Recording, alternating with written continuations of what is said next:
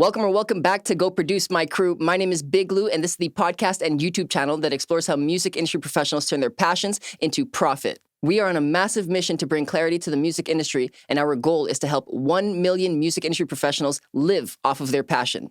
I'm laying down the foundation that I need in order to thrive in the music industry, and I want to help you do the same.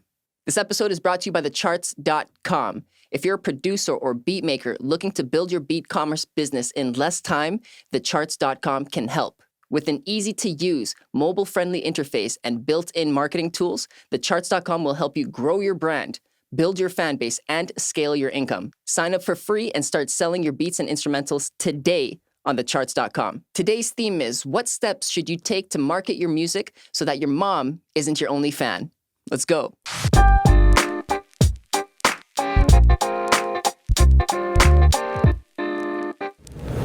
American music producer, brand strategist, professional YouTuber, award-winning creative marketing specialist, and founder of the Sell Music Academy, Adam Ivy has established himself as an authority in the online business world. He has been featured on CNBC, G4TV, MTV, and E! Network. He has worked with over 2,400 independent recording artists in 23 countries with companies such as Burger King, Dell, Taco Bell, and Behringer. And with also major recording artists known as G-Eazy, ModSun, and Kevin Gates. His story is a result of him merging his passion for music production and his experience of the executive level corporate marketing. Go produce. This is Adam Ivy.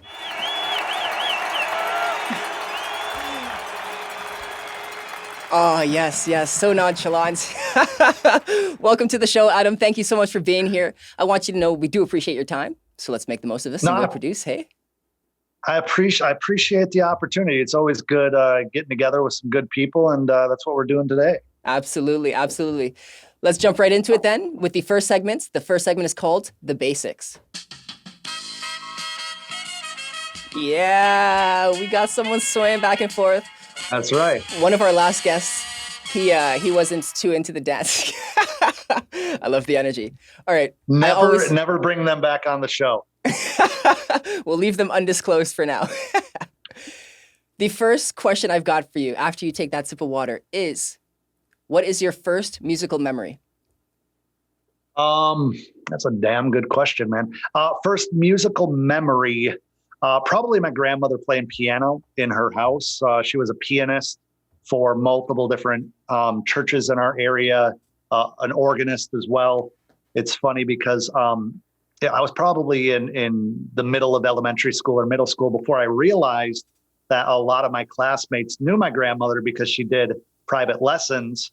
And so there would be times I practically lived over there. I adored their house. And so I was over there all the time. And it was funny, once in a while, somebody would knock on the door after school and I'd be like, hey, I know you. They're like, is your grandma here? I'm like, yeah. And so, my dad also was a DJ for a long time for like weddings and events and stuff. My parents owned a tavern, like a bar for a very short period of time when I was about 4 years old, where they played a lot of music. So, I grew up with classic rock and polka and old school country. But I think the first memory would definitely be my grandma playing piano and it resonating all through her house. That's super awesome. So she was clearly a teacher. Did she ever teach you, or did your dad ever teach you DJing skills? Did any of that knowledge transfer over to you, or is it born separately? I think that music runs through my veins because of them. My mother actually she got a scholarship for college for playing violin. So she was very musically inclined as well. But my grandma taught me for about 2 years. And out of those 2 years, which is approximately 700 something days, I probably paid attention about 2 of those days.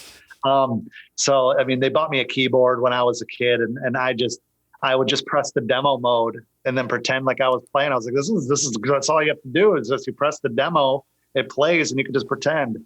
And then my dad, he wasn't like scratching on the Tech 12s or anything.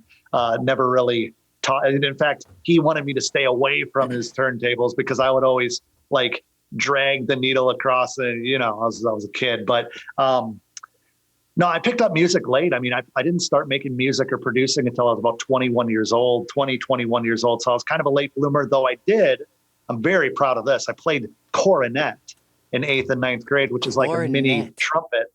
It's a mini trumpet. It's like, if this is a trumpet, this is a cornet, only because when my mom went to the music store to rent a trumpet or buy a trumpet, they didn't have any. So I got the second best option they had that day.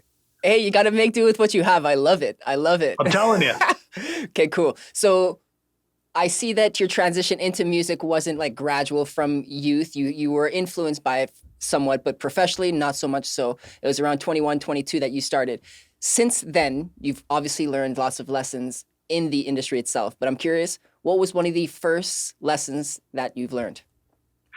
First lesson that I learned, I think, in the industry as a producer is no matter how good you think you are, you just have to keep it to yourself till a certain point in your career. But way too early on, I think I was a little bit too confident and cocky. And I screwed myself out of a lot of opportunities by kind of not staying in my lane, right? I thought that I was amazing when in reality I was pretty trash. And you talk a big game when you're around a bunch of people, and then later on you find out, oh, that person was Grammy nominated, and you made yourself look like an ass. And you got to be humble in this industry, and you kind of just got to earn your stripes and work your way up and be very appreciative of all the knowledge that you could surround yourself with, whether it be face to face, whether it be digital. And just understand that no matter how good the music is that you're making right now, you're venturing to make better music and getting more, refined with your skill sets over the years. That is obviously the goal. You want to continue improving. I'm curious to know, was there a specific point in time where you realized okay, now I actually have the knowledge, now I can share my opinion freely and not have like people be like, shut up? Yeah, yes and no. I mean, even to this day, it's like I'm very cognizant of trying to be a good listener. My mother instilled the power of interrupt in me. So every time I'm having a conversation with somebody, I'm like really into it. I'm vested into that conversation, and I'll jump in a little bit too much sometimes. So I've been really practicing in my 30s now to just kind of take a step back, calm down, take a deep breath, and listen. Because you learn a lot when you listen. When you talk and talk and talk, you could actually talk yourself out of learning something in that moment. So I think that sometimes you let the other people speak for you when they're like, man, that drum sequence is amazing, or my God, that melody is sick, or the way that everything comes together in the sonic space is beautiful. How'd you do that? That's when you can kind of open your mouth. But I think that it's a balance of being like a Kenny G, who's kind of obscure, but Kenny G, one of the greatest saxophone players of our era as far as like commercial success. And then you got like a Kanye West, who he'll tell you how good he is, especially, before social media and Kim Kardashian kind of, took away some of the confidence. That was a little bit harsh, guys. Come on now. It was directed to Kanye, not to you. Oh, okay. We don't like Kanye. Okay. Well, I mean, with that confidence and that outgoing, boisterous nature, you really have to throttle that, because not everybody can be successful that acts like Kanye. So it's very true. It's definitely a balance, but you don't want to come off too timid. You have to. It's such a balance of having genuine confidence to where you could say a lot in few words, I find. What has helped for me starting up my career, I'm a little bit like obviously more recently doing this. What I found to be helpful is getting into the room and like actively observing. So you're very keen on what the people around you are saying to you, but also to each other. How are they acting in this space? And you absorb all of this, and gradually you adopt these kinds of behaviors, and you begin performing like they do. So that's something that has helped me get to that. 100%. What is the greatest challenge that you currently face outside of COVID? Time. Not having enough time for all of the adventures that I'm on, for all of the regular business ventures that I'm pursuing. As things grow, as you grow your team, as you grow your obligation to an audience, time disappears really, really fast. When you can just focus on one thing, if you're just doing YouTube videos, that's all you have to focus on. If you're just doing music, that's all you have to focus on. But now we have to be kind of a jack of all trades in so many different ways, as well as I have like 4 or 5 different businesses right now that I'm trying to actively scale. Then if you build a team like I have, it doesn't mean that your life gets easier. It means that you now have to shift your focus and delegate, be very, very good with communication, because otherwise one task that you delegate to somebody on your team could take 3 times as long if you don't clearly communicate how they need to achieve that task that you sent them. So that's been another challenge for me. And I really think that over the years, my scatterbrained shiny object syndrome type of thing, like I want to do this. Okay, I got to kind of get bored. I want to do this, want to do this, want to do this, is something that's kind of held me back. But when you pick a few things that you really need to focus on and you get organized, it's literally just the time, because obviously you don't want to negate the relationships that you've built, whether that be with friends, loved ones, my wife, my dogs even. And then you want to do good and put back into the community. I recently formed a nonprofit organization for underprivileged children. And I haven't even had time to wrap my head around exactly what I'm going to be doing with that. But I know that it's important to me to give back, and it's important to me to be able to do something in a nonprofit type of way of making an impact, and not just making a boatload of money because the money's cool, but It's not everything. you really have to, it's not everything. That's awesome. I'm hearing a couple of different struggles with the time and like almost energy management. Is the solution in itself selectively choosing the projects that you're gonna invest your energy towards, but also delegation, because you're almost buying back time, if you will? You're using someone else's time. How do you go about doing that? I think for the last few years, I've adopted this thing where it's the ultimate freedom is when you're able to say no to things without it affecting your livelihood financially, right? So the better you get at saying no to things, the better you're going to be off just in general. So I've been adopting that. And on top of that, I think it's the delegation, understanding that you need to be able to, in certain businesses that I'm running, you need to be able to clone yourself and be able to exist and stay profitable and stay scaling in a positive way without you even being involved in a lot of ways. Like the music stuff, I need to be there. The YouTube stuff, I need to be there. The education stuff, slowly but surely, we're shifting to where I'm still very active, but I'm not as active as I was, because I'm training guys on my team that care just as much as I do. Once they understand my voice, once they understand the system, the mission, well, a student could be just as benefited by them because they're kind of speaking me through that, if that makes sense. So there's certain aspects of being able to say no to things because it sounds fun, but you realize you're a little bit matured in the sense of it sounds fun, but that's completely a huge distraction from what my core mission, because it sounds cool to open a motorcycle shop if you're really into motorcycles, but if you're also a commercial painter, you might not have the time to do both. And so in the music realm, I try to keep all of my businesses, for the most part, in the multimedia space, so that if I'm in front of a camera for this, I could be in front of a camera for the education stuff. I could be in front of the camera for teaching tutorials and stuff for my platform, thecharts.com, doing, I guess training would be another way for the capital equipment company that I have that I never talk about because nobody cares. They want music marketing. They don't care about laser engraving systems. But, laser tech. laser technology. So it's a constant struggle of how much is enough when it comes to the ambition and the drive of what you're trying to do versus how much of an impact are you making? What are you really passionate about? Because let's face it, what I was really passionate about at like 23 might not be what I'm super passionate about now in my mid 30s. So we evolve, and we have to understand that we need to evolve the way we're doing things. Otherwise we just, we're going to end up in Jinko jeans and, Cheeto crumbs on our shirt in our mid 50s. And ain't nobody got time for that. Ain't no time for that. Yeah. Yeah. No, I mean, people are tend to be hesitant around change, but change is inevitable. And unless you welcome it, you're going to be fighting against that flow state. You don't want that. It's not going to. That's a great way to put it. Yeah. Never try not to fight the flow, man. I mean, it's so important. Yes, totally agreed. Beautiful, Adam. That was the basics. We made it nice. We Ooh, made it nice. feels We good. made it through nicely. We did it. Yes, our next round is the speed round. We're going super fast. I didn't know we're doing drugs on this show. I don't have any speed on it. Well, we're ready. We brought everything you need. You're good to go. It's like a dad joke. It's a horrible dad joke. I got a bunch of them. But I'm surprised the grumpy sound guy didn't say anything. There he is.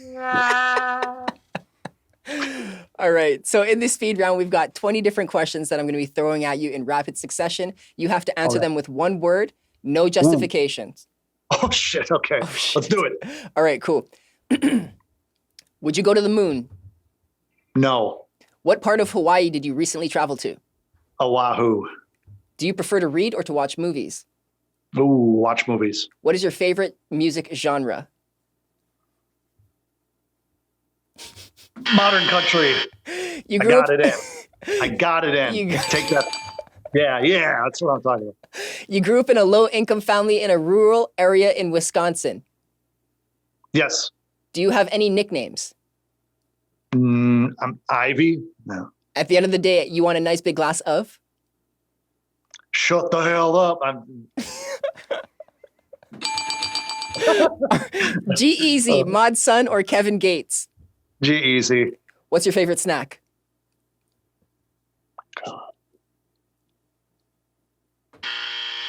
What's your favorite animal or plant? Dogs. Your goal is to empower those looking to build a business around music without having a large marketing budget. Yes. If movie is to watch, then Netflix is too. Chill. Where's your favorite place in the world? Right here where I am. How often do you currently produce music? Twice a week. Who is an artist that you currently find the most exciting? Ooh. Celine Dion. Where is your next where's your next vacation spot? New Zealand. Do you ever get overwhelmed with all that you do? Every day. Small town or big city? Small town. What is your favorite time of day? 7 a.m. Do people still question your techniques? Every day. Every day. We made it through the speed round. Nice. You made it through nicely. It was a couple of rough patches here and there, but we made it through. I overthink. I am a chronic overthinker and stuff like that. So every question, I'm like going into a catacomb of overthink. I'm like, favorite artist. Well, what genre are we talking about? Celine are we talking Dion. about? Yeah. It's one of my wife's favorite artists. Yeah. We had another guest on the show. She's like, well, you can't ask me that. What generation, what genre, this and that. It's like, okay, we're just going to move on from here. That's awesome. Did any of the other questions stick out to you? Snack food. I love eating. Chico, aka Danny, he's like one of my best friends. He's on my team. He's kind of my right-hand man. He's been trying to convince me for probably 5 years to start an eating channel called Adam Eats, where I like taste test snack foods and like go head to head and stuff. I am passionate about snack food. So when you said that, I'm like, are we talking sweet or savory? Are we talking fruity or chocolate? What are we talking about here? So like, I've been addicted to high chews lately. When I was in Hawaii, they're like this little rubber. It's like a Laffy Taffy on steroids. So these high chews, I'm not sure if you guys are familiar. This video is not sponsored by High Chew, but High Chew, if you're watching, email me. Get your people, get a hold of my people. You. My wife and I bought every flavor, and I was like eating them like a crack addict. I'm like, I need another one. There's banana, there's acai, there's grape, sour apple, sour watermelon. There's also pineapple. Pineapple's like a 9 out of 10. Banana, I think I might have already mentioned that. There's mango. I don't like anything mango. So we're going to Hawaii, essentially. Pretty much. We need these snacks. Yeah, we need to. Group trip to Hawaii. I'm curious because he said 9 out of 10. Is there anything that's 10 out of 10? No, I don't think a 10 out of 10 high chew exists. That's good. Because then we get into addiction. Yeah, that's awesome. Right. I'm over here like cracking them behind the table. I gotta go, guys. A little bit of time on G-Eazy, ModSun, Kevin Gates. Any memorable stories working with them? No, because I never worked with them face to face. I broke down the G-Eazy thing over my YouTube channel. I was working with ModSun very frequently back in the day, to the point where we were text messaging back and forth. I was sending him loads of beats. And I think we did 3 records together. The G-Eazy thing happened when he was going through beats in the studio with ModSun in the studio. They were doing a feature on a different track, and ModSun was playing the beats that I had sent them. G-Eazy's like, yo, what's that one? I want that one. And that's pretty much how it happens. You could have a placement with Drake or Nicki Minaj or Michael Bolton or whoever, like, and never see them face to face. In fact, a lot of times they might not even really know who you are. And that's the nature of the business. So, whether it be Kevin Gates, ModSun, I mean, a lot of other artists, like, you're not in the studio with them. I'm very introverted. That's why I love music production, because you can just send it off and you don't have to be in a studio at 3 a.m. somewhere random, even though that's fun sometimes. But yeah, that's how it went down. That's awesome. Beautiful. Cool. I was just a little bit curious about that. That is the speed round. Oh, I was waiting for another jingle. What? But I already gave you one, man. I'm just gonna casually move on. You guys are so connected that he was like, "Oh, it's gonna be a banger fucking sound effect right now." Giving me cues that we haven't prepared or anything. Can't work like this. We can't work like this anymore. He's had enough. Adam, he might be looking for a new job. I will not refer him to you. All right. Well, I'll take his job. I can press a button. That's good. Oh, jeez. Alrighty. Our next segment is called What's Yo Take?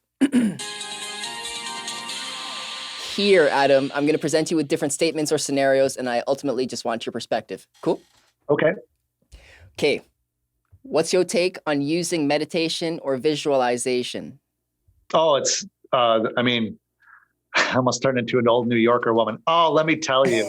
I think that it's unbelievably powerful. You know, I do it every day when it comes to different types of meditation. And people don't realize that even just sitting in silence, kind of just, that really is all it really involves, is just calming down, kind of calming your thoughts. And then visualization is one of the biggest things that I've done in my life to get me to where I am now. It's like you have to be able to see where you're going, taste, the different things that you're going for. And I don't mean that in a literal way, but what does your house look like? What does your car look like? What do the people's faces look like that you're going to be helping or impacting? What does it look like being up on stage or in a studio? Like, you have to really be able to narrow it down and use your imagination to the max to be able to picture the wood grain on the railing of the private jet that you're coming out of, the smell of the leather in the supercar that you want to buy. Some people don't give a shit about cars. Cool. I love cars. I did this stuff.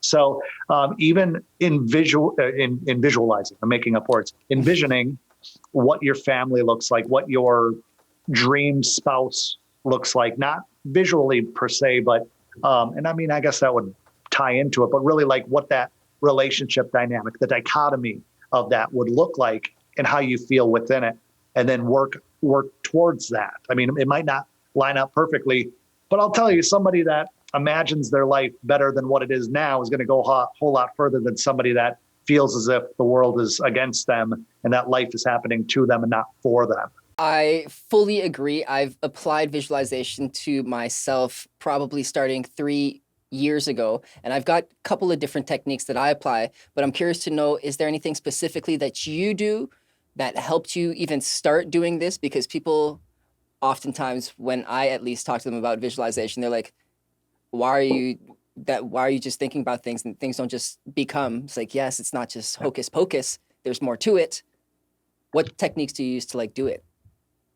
I think that I use a lot of people as reference to kind of watch documentaries, to watch other people's content, as far as not even in my space. I'm talking about people that have done it. They might be 2 decades older than me, and kind of hear about where they've come from, not only for inspiration, but almost as like, what do they call that? Success modeling, right? Seeing, okay, well, he had adversities, or this person had adversities. How did they get through that? What did that look like for them? If they can do it, I can do it, that sort of thing. Back in the day, I'd go to a ton of car shows. I've owned a lot of cars, and that's why I reference it. I love cars. I was a mechanic kind of before I ever got into music, because my dad was a mechanic in the military. My grandfather was a mechanic in the military. So I was always around cars. And so now at 36 years old, I've owned, I think, 84 cars and worked my way up, and love the culture of it, really, just like the music industry. I love the culture of it for the most part. Some of it's a toilet, but that's a whole different conversation. It's whatever happiness looks like to you, like follow that. Doesn't have to be a big house. It could be living in a tiny house. Wherever You're it like, is. whatever, Follow your happiness. whatever it is. Get to a point where you're able to be prosperous without hurting anybody, and doing what you love to do or you're interested in. I think that's success. That's the key. That's the key there. And just before we move on to that, I just wanted to say that an easy way to collect all of your thoughts and the ideas that you want to have in your life, whether it's a nice house or just a nice family or both, you can put that on a vision board, and that'll help you visualize long-term. Yes, vision boards are very cool. Look that up on Google. We don't need to talk about that anymore. What's your take on this, Adam? Most artists have what it takes. Whoa, I can't even read properly. Most artists have what it takes to live off of their arts if they market it properly. That's a loaded question, man. No. Here's the thing. Most people have what it takes to make a sustainable income with their art. No question about it. If they know how to do marketing, if they know how to build a business around it. However, knowing how to do it and actually working your face off to make it happen and not expecting a switch to be flipped to magically you've made it and you could stop working hard. That's what the majority of people are going for. They have good music, great music sometimes, but no work ethic when it comes to the actual marketing, because marketing looks like work, even though marketing is a creative venture to paint a picture to an audience of strangers about you. But they don't see it that way. They look at it like a desk job because they can't sit behind a keyboard with a MIDI controller or a flute or a guitar and record a bunch of stuff and then put it out and people love that. We have normalized this idea of instant gratification because we literally right now could stop this conversation, all pick up an instrument, write a song, and have something released by the weekend, which cheapens up the process tremendously. Yet somebody thinks that needs attention. Somebody thinks that is, everybody has to stop what they're doing to pay attention to them without actually giving them a reason why. So marketing is the why, the music is the product, we are the brand. Not trying to go into a teaching moment here, but I think that there's a ton of great music that could be profitable. Very few people in the grand scheme of things are going to see it through. That's why there's millions of people in this world that play football, millions of people in this world that play baseball, millions of people that play soccer, and very few that do it as an actual career, because it takes a whole lot of backbone, grit, and determination to actually see things through, even when you start making money. That's pretty much the starting line. Yeah. You start making money and you've entered the race then. Yes. I mean, it's a whole different world there. So you mentioned that work ethic is one main place where people will struggle, and it's more so the mentality behind it, because yes, you can physically get up and say go for a run if you want to be like a professional athlete, but are you going to do it every single day? Are you going to do it whether it's snowing, raining at 6:30 in the morning, right? It's that mentality. So that's where you get the work ethic. Is there somewhere else, another element in this path where you see artists falling through the cracks in this pursuit? Yeah, I think, I could talk about this for 2 hours easily. It's doing something, changing pace, stepping forward in the hope of advancement of what you're doing, and then not giving it enough time to bake. You throw all these things into a pan, you know that it's going to make bread, you don't give it time to rise, you bake it too fast, so it's doughy in the middle, then you're disappointed saying, oh, that doesn't work, I can't make bread with that recipe. That's what people do. You give them the tools. I mean, literally, I think a lot of people would understand what I mean by this reference. There could be a book out there that's 650 pages, How to Make $1 Million in 18 months. Everybody could be sent it to their house for free, right? Vast majority of people would only get to chapter 2 because it didn't happen fast enough.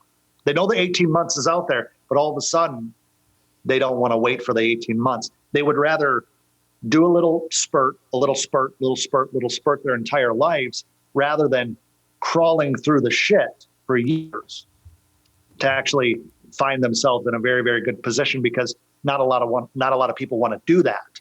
We have this mindset of like, well, if I go to school to become an engineer, do that 4 years, and then I will have a career that just kind of, it's just like school, get the job, have a career. That's not how it is with creative arts. Cultivate skill, market yourself, build an audience, build demand, and then you can actually work your way into it. It's you level up. You're with a better group of people. You're networking your way up into new opportunities. Too many people prioritize security over going for it. Absolutely. You referred school All right. and no, you're good. You referred school and how they don't necessarily teach entrepreneurial pursuits. Let's just say that. Do you think, though, that work ethic can be taught? Is it just innate? I think work ethic can be infused, but people have to understand their why. So many people want to be a producer because it looks cool. They saw some YouTube videos or some Instagram or TikToks that they're like, oh, it's so cool, I want to do that. Why? Do you actually enjoy making the music? Do you want people to love and adore you and like you and, comment and all this good stuff that a lot of us fall into when it comes to the chase of it?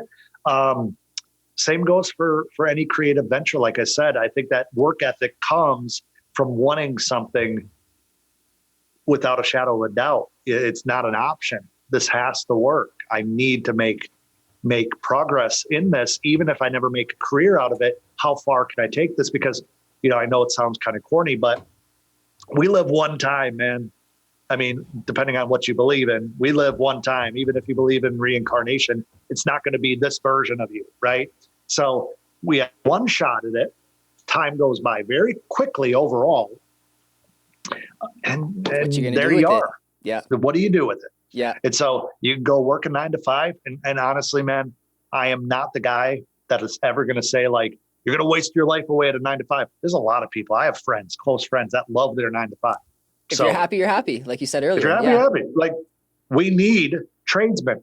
We need doctors. We need engineers. We need all of these things.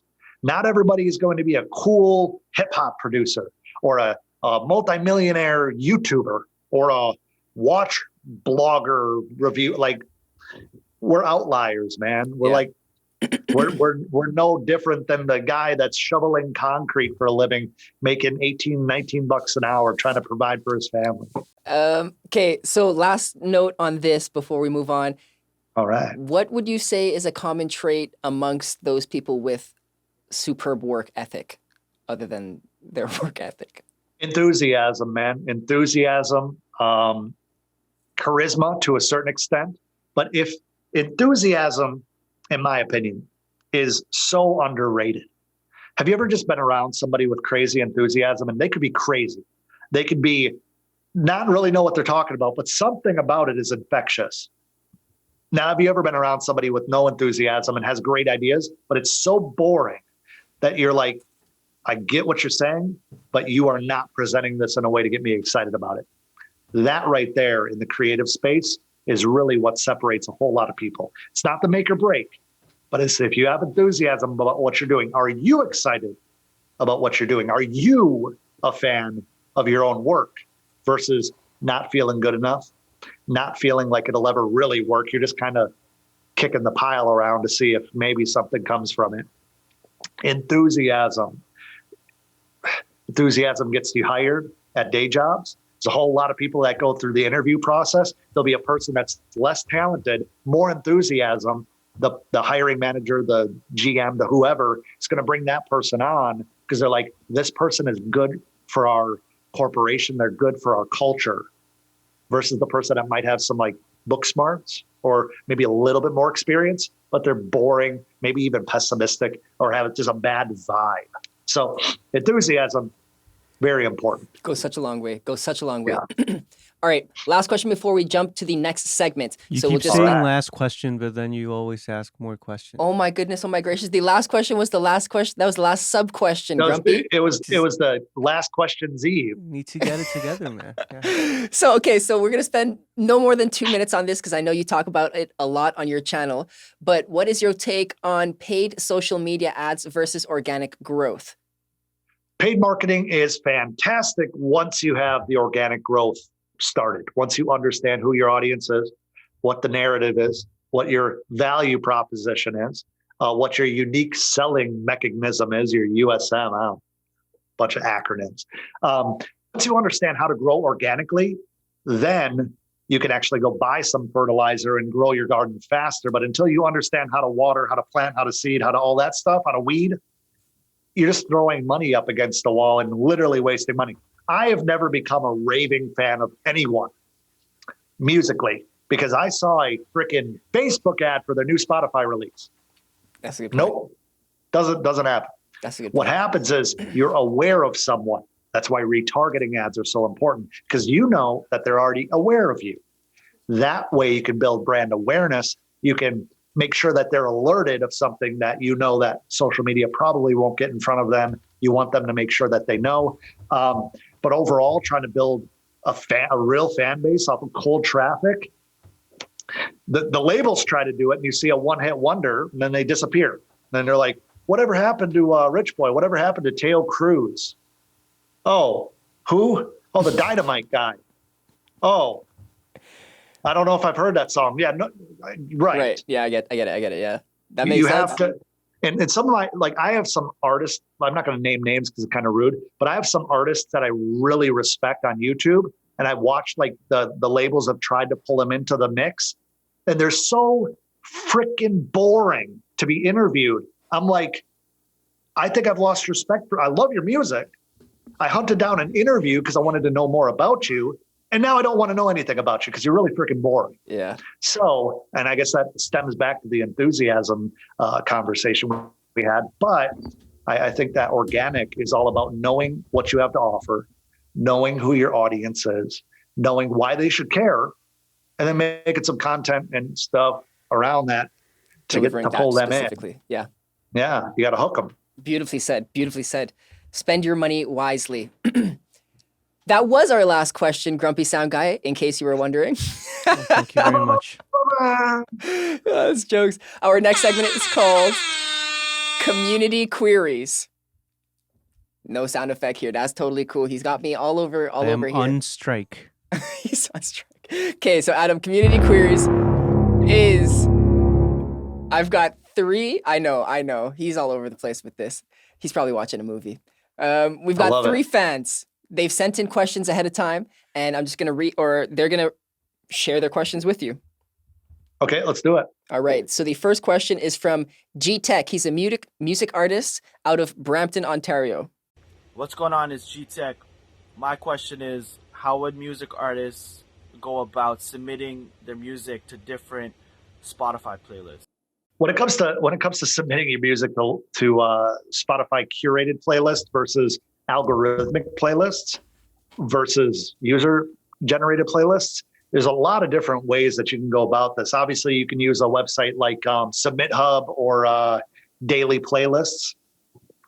But when it comes to the like algorithmic playlists, that's all about, there's a lot of people out there that say like, oh, pre-saves don't matter. Pre-saves, especially if you use like a hyperfollow link, right? There's a whole lot of different people that'll offer a pre-save link. So if you're offering pre-saves, let's say you get 200 people to pre-save you. Well, usually through those links, they also follow you on Spotify, which helps when it comes to the algorithmic playlists, when it comes to like Discover Weekly, Release Radar. When it comes to the actual Spotify curated playlists, one of the biggest mistakes I see is people getting ready to release a song like tomorrow, right? It's a Friday. And then they'll go and they'll start sending out the submission emails, even through Spotify for artists. They have a whole section on there on how to do it. They're sending out submissions the day that the song is released, when in reality, those curators need a lot of time to go through, especially with how many artists are submitting new music every single day. So what I go through with all of my students is typically you take 4 to 6 weeks before the release goes live. Then you hunt down all the different playlists from users, right? Not the curators, but users, which a lot of times you can go into the about for those and find their contact information. There will be paid. There will be some that just do it out of the goodness of their heart, I suppose. But when it comes to the actual curated playlist through Spotify for Artists breaks down the entire process of how to do that. Yeah. Now, there are a lot of big playlists, and maybe you're referring to that as well, that aren't necessarily, they're user playlists, but they're run by more corporate entities, businesses that are running playlists as a business. And usually their websites will have submission links, their contact information, and curators will be on social media. I always recommend trying to hunt those down, going on their website, seeing who's the curators, and then being able to start conversations. And this is why you need the time, 4 to 6 weeks, typically minimum. Beautifully said. Thank you, G-Tech. You can find him on Instagram at officialgtech. Our next question is Justin Mackey. He is a pop and easy listening artist in London, Ontario. Hey Adam, my name is Justin Mackey. I'm a pop/easy listening artist out of London, Ontario, Canada. My question is in regards to Clubhouse. How would you recommend that artists utilize Clubhouse to move their career forward? There are some good creators on Clubhouse, but I personally became very disenchanted with the fact the majority of creators on Clubhouse are just like gurus talking to other gurus, and there's these big groups of like how to be successful, being successful, how to be successful, talking to other success coaches about being successful, and it just becomes a lot of noise. Artists utilizing Clubhouse, I'm trying to kind of wrap my head around that still, because I really do think that there's a pretty good chance that Clubhouse will kind of become an obscure app that everybody talks about. Remember that one summer when people would like invite you to Clubhouse? Like, is that still a thing? I think that might actually become the thing. So Justin, I would say I would lean into the platforms that are going to give you more growth potential, such as a TikTok, for example, and really build an audience that's highly engaged rather than trying to convince people to sit around and have you talk on Clubhouse when the actual user group like this big compared to just having a podcast or something. I think it's a waste of time for a lot of people. Nicely said. Okay. Thank you, Justin. Hopefully you guys aren't like stockholders in Clubhouse. If that's the case, make sure to use my discount code. It's going to blow up. Oh, that's hilarious. That was Justin Mackey. That was Adam's response to Justin's question. You can find him on Instagram at Justin Mackey Music. That's M-A-K-I. He says this, it's like the sushi roll. Our final question is from Eli the Prophet. He is a rapper, CEO, and model in London, Ontario. This is his question. Hey Adam, it's Eli the Prophet. I was wondering how important you feel securing various licenses on your music for an emerging artist and generating initial revenue. And what are some good places to start? Well, Eli, I think it's unfortunate that I can only hear you because you're a model. So everybody listening to this, not only is he a CEO, you need to visually see him. So Eli the Prophet, my first question is profit financially or like profit biblically? So it's already creating an enigma a little bit that I'm like interested. So I'm gonna go check his stuff out after we get off the call here. But Eli, licensing is like a cheat code for a whole lot of people. There's a whole lot of different types of licenses. So definitely look into that. But as an emerging artist, I would work on your catalog. I would work on building repetition within your release structure, because so many people will have one song, two singles. Can't talk today for some reason. And then they just focus on pushing that for like the next 12 months. Meanwhile, they're not building anything in the background for a follow-up. If something were to go viral, if something were to pop, they have nothing to follow up with it. Right. So, and then on the other side of that coin, all too often somebody has a song, they're like, this has so much potential. I'm going to try to get it sync. I'm going to try to get sync licensing deals with it. try to get it placed somewhere, maybe a Netflix series or a commercial. And then they push and push and push. Meanwhile, they're looking for this opportunity, and they should really be making more to keep pushing. So I would say this: if you're trying to just get into sync, then make a whole lot of exclusive tracks that you're not sharing on Spotify, for example, that you can then, work into series, work into sitcoms or, web shows or whatever through music managers and whatnot.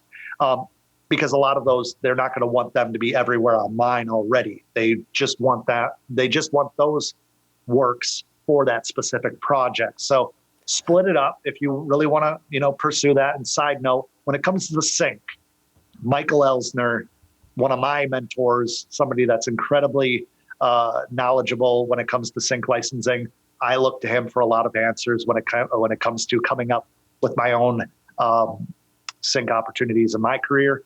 Definitely got to shout him out. Michael Elsner, shout out to Michael. He's a great human being. He has videos and resources that'll help you get those type of placements. I will definitely be checking that. I'll also add his contact or his info in the show notes too, so that people can follow up there. That was Eli the Prophet. You can find him on Instagram at Prophet of Rap. Moving on to Clear the Air. Ooh. I think this is calming. Do you think this is calming? Did you guys catch that turn? Oh, are you talking to me? Yeah, like quick zoom. Gold. So this segment is called Clear the Air, and I'm going to ask you to bring clarity to slightly denser questions. All right. This is a little bit of an interesting startup, and I think a lot of younger people would appreciate this. Your story started off in the music industry by turning an $800 investment into eventually a six-figure income. I want to know what kinds of sacrifices you had to make at that point in time in order to get yourself on this path. Yeah, man. So in 2009, I lost the job, blatantly fired for insubordination based off of a new manager coming in. I screwed up, not to tell the whole story, but I screwed up because I was in line for his job. I was bitter. So when he came in, I called him on all of his mistakes. I was that guy. And obviously he didn't like that, especially because everybody in the organization was like, oh, I thought Adam was getting that job. Oh, you got that job? I thought Adam was getting that job. So that didn't help. And so we kind of came to blows, and he blatantly fired me for some BS that wasn't true. Doesn't matter now. I'm glad he did now. But at that time, I didn't get any unemployment benefits. I only had about $1,200 to my name, I believe. This is a long time ago. So, with that $800, I started putting it into marketing. I started putting it into having a SoundClick template made for my beats, and then spending some of it on some paid marketing on SoundClick and a couple other places. And quite honestly, man, it was a very difficult time in my life. I was almost evicted, almost had my car repossessed. I was living off of ramen, eggs, and tuna. As I've told before on my YouTube channel, pretty much every meal for 10 months. It sucked, really sucked. But I knew I didn't want to just go find another day job, because that was a job that I thought I was growing in the company. This is before I was doing music full time. So I had a side hustle doing graphic design for about 6 different nightclubs here in Orlando, Florida. That saved me big time, because once I lost my job, I had more time. So I went through all the different contacts that I had. I said, hey, Brian, I know you do your flyers for Friday and Saturday nights. Do you have anybody else that you know of that needs flyers? Or do you have another night that I could throw in as a bundle? And that kind of kept the lights on for a long time as I was building the music thing. So $800 was the total investment when it came to the first 2 or 3 months. Really, really deep diving into, I don't really have any money. I have no money coming in aside from like I said, the absolute essentials to keep me housed.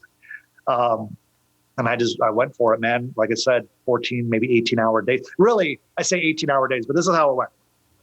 I'd wake up and I would work my fucking face off until I couldn't stay awake anymore. Then I'd go to sleep. I'd wake up and just do it again. I didn't know what day it was. I'd walk to the gym across the way.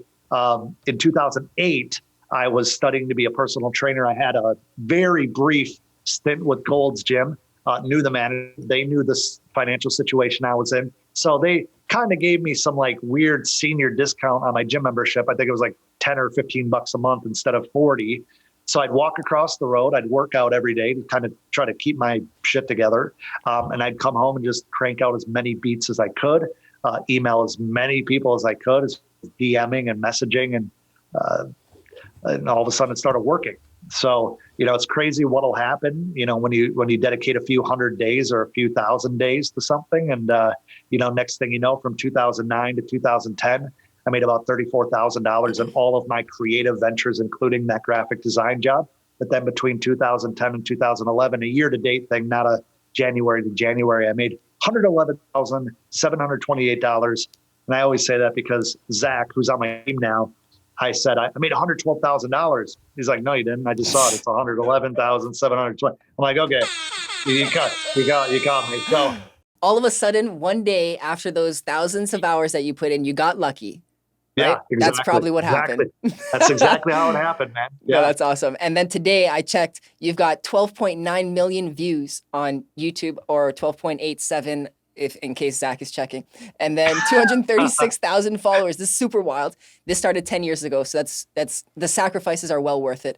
And then this led to Sell Music Academy. So can you tell us a little bit around what this is? In the beginning, it was kind of bitter / I was really, really sick of false information being spread around. So I was like, I'm just going to share all this stuff on YouTube. That's how the idea started. And then I had a lot of people that were messaging me, thanking me for my time and effort on those videos. And then a lot of people asking, hey, can I work with you directly? Hey, do you have a course? Hey, this, hey, that. And so I'd spent about 18 months, pretty much 2 years, building a curriculum for an actual course, a program that I beta tested with a lot of my successful producer friends and a few artist friends to see if it would work for them. It did. And the feedback that I got helped me refine it. And then in 2018, I finally launched that course, which shortly after I had people asking, well, hold on. So shortly after I had people asking if they could work with me one-on-one, which is when I officially launched a mentorship program. But before that, how it all started with the mentorship thing is I was helping my friends, as I just mentioned, and then I would have friends of friends start reaching out to me. Hey, I heard you help this guy. Hey, I heard you help that guy. He sent me to you. And then they would send me a dissertation about their entire life story and about 15 different questions that I'd run out of ink and email in order to answer these questions for them correctly. So one day, frustrated, I said, hey man, if you need help on all this stuff, you would have to join my mentorship program. It's 10 weeks for $5,000. And he came back to me and he's like, hey, what's your PayPal account? I'll pay you right now. And I was like, oh shit. There's people out there that really actually need the help and would respect my time and appreciate my expertise. And that's how kind of the whole education side of things came into play, trying to help people go further, faster in their music career, by sharing proven marketing techniques and strategies that I imported from over 10 years corporate marketing experience into the music realm that not only helped me, but has now helped well over 1,000 students. Yeah, so that's easily how the Sell Music Academy started. That's what we're doing right here. So I appreciate it. And I haven't yet started the Music Master course, but I did download several of the documents in anticipation. And I'm quite confident in saying that once season 4 does wrap up here, I will be spending a lot more time doing that. But I want to touch a little bit on what you have kind of in plans for next. So there's never, these are words that you said, there's never not enough room for growth. And you aim to establish yourself as a greater authority within this space. I'd like you to speak on what you're trying to accomplish here. Using the education business with the platform that I also have been developing called thecharts.com. It's a way for music producers and beat makers to simplify their beat commerce in a way that's marketing forward to help them brand themselves and get more attention faster with less effort than ever before, and utilize all of these things to really move the community forward. I could see having large public events in the future, conferences of sorts. And my team and I have actually been slowly figuring out the logistics to do a domestic tour here later this year of about 20 different cities, buying a Sprinter van and traveling around doing studio pop-ins where we have one-day events. and then possibly like a VIP experience the day after for people that want a little bit more of a deep dive.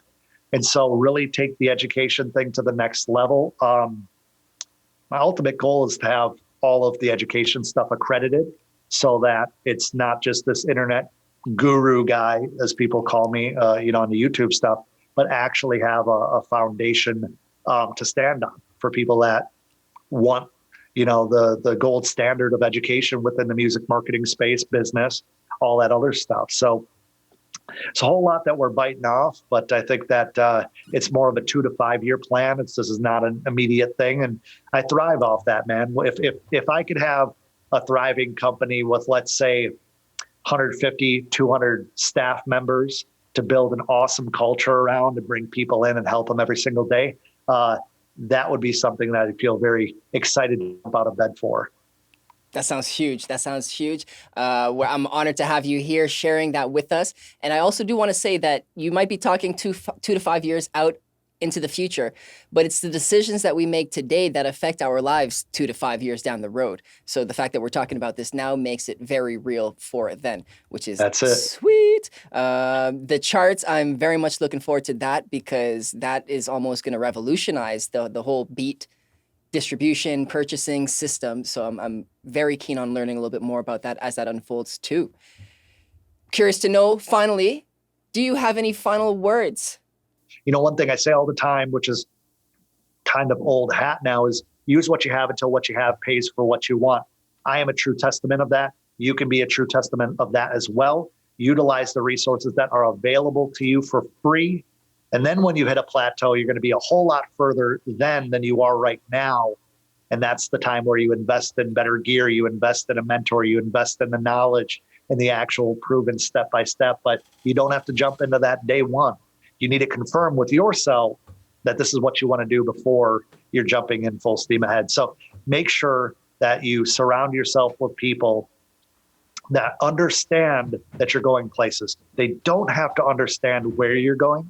They don't have to understand how you're going to make it, but they understand that that's who you are, that's what you do, and just kind of blind trust. All right, Adam, where can our listeners find you? You go to musicmarketing.com, you'll find me. Go to youtube.com/Adam Ivy.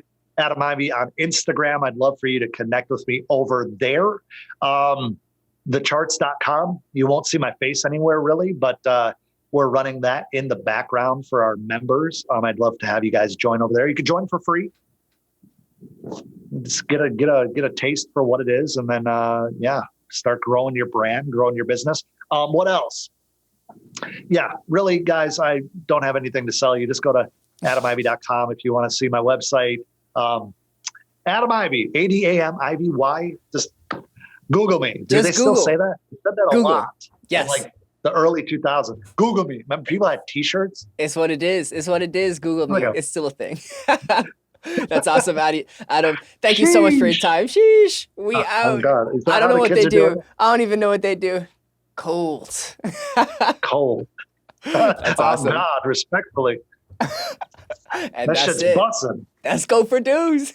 This episode is brought to you by thecharts.com.